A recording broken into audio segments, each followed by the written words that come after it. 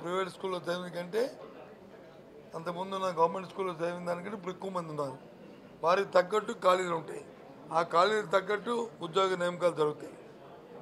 ఈ ప్రభుత్వం వచ్చిన తర్వాత జగన్మోహన్ రెడ్డి వచ్చిన తర్వాత 14,250 మందికి ఉద్యోగులుగా నియమించడం జరిగింది, టీచర్గా నియమించడం జరిగింది. అవి పోగా ఇంకా ఇప్పుడు 6,100 పోస్టులు ఖాళీ ఉంటే వాటికి అన్నిటికి ఇస్తూ రాబోయే కాలంలో నో వేకెన్సీ అనే విధంగా ప్రతి సంవత్సరం కూడా చేయాలని విధానం తీసుకున్నాం. ఆ ప్రకారం ఉన్న పోస్టులన్నింటి కూడా త్వరితగతంగా నింపుతున్నాం. అయిన తర్వాత ఇక ప్రతి సంవత్సరం కూడా ఇదే ప్రక్రియ కొనసాగుతుంది. నాకేమి నాకు ఆ విషయం తెలియదు. ప్రభుత్వం ఏది కూడా తొందరపాటుతోనో దురుద్దేశంతోనో జులుంతోనో చేయదు. ఇది ప్రజాస్వామ్యంగా బద్ధంగా ఉండాలని కోరుకుంటున్న ప్రభుత్వం కాబట్టి ఆ ప్రజాస్వామ్యబద్ధంగానే మేము మా తాలూకు ప్రక్రియ కానీ మా అధికారులకు ఇచ్చిన ఆదేశాలు కానీ మేము కానీ ఉంటాం తప్ప అది అతిక్రమించాం మేము. అది ఎవరైనా దాన్ని అతిక్రమిస్తే చట్టం అది చేసుకెళ్తుంటుంది. మా సంబంధం. ఓకే సార్, నాకు తెలియదు. మన ప్రతిపక్ష పార్టీ ఖాళీ కూర్చుంటారా సార్?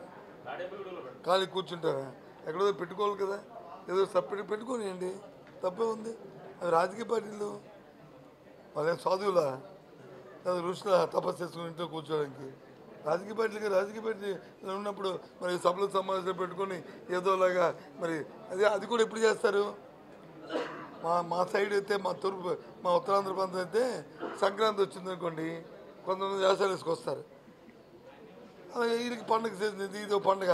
ఆ పండుగలాగే వీళ్ళకి ఎన్నికలు వస్తేనే పండుగ కాబట్టి ఇప్పుడు ఎన్నికల ముందు వస్తుంటారు. వాళ్ళకి తగ్గట్టు వాళ్ళ భాషలు, వాళ్ళ తాలూకు అహంభావాలు, వాళ్ళకున్న భాషని అందరినీ ప్రజల ముందు ప్రదర్శిస్తారు.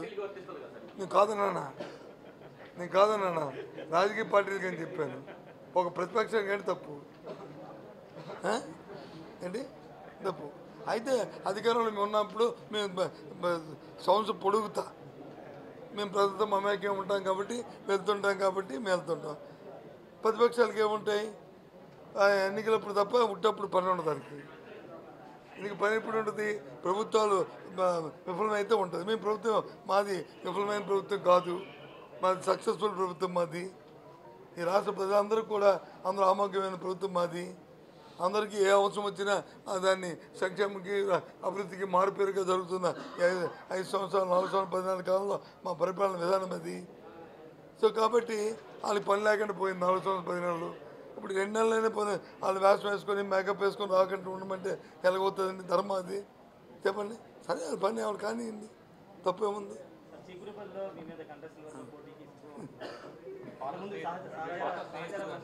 కాదు కానీ ఒక విషయం చెప్పింది ఏంటరా, ఎన్నికలు వచ్చినప్పుడు పోటీ చేయాలా?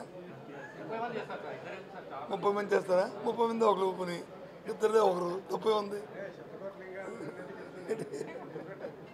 అవన్నీ అవి వాళ్ళు ఎందుకోరు కానీ నా మీద ఎవరు పోటీ చేయాలి కదా. నేను వైఎస్ఆర్సీ పార్టీ తరఫున పోటీ చేస్తాను. నా మీద ప్రతిపక్షంలో ఏ పార్టీలు ఉంటే ఆ పార్టీలో పోటీ చేయాలి. అది XYZ.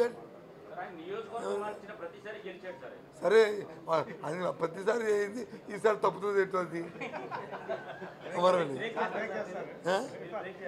నేను బ్రేక్ చేయను, ఆయనకి ఆయనే బ్రేక్ చేసుకుంటాడు. ఓకేనా? అదేదో ఆయన అడగండి. ఓకే, ఉంటాను. Bye, see you.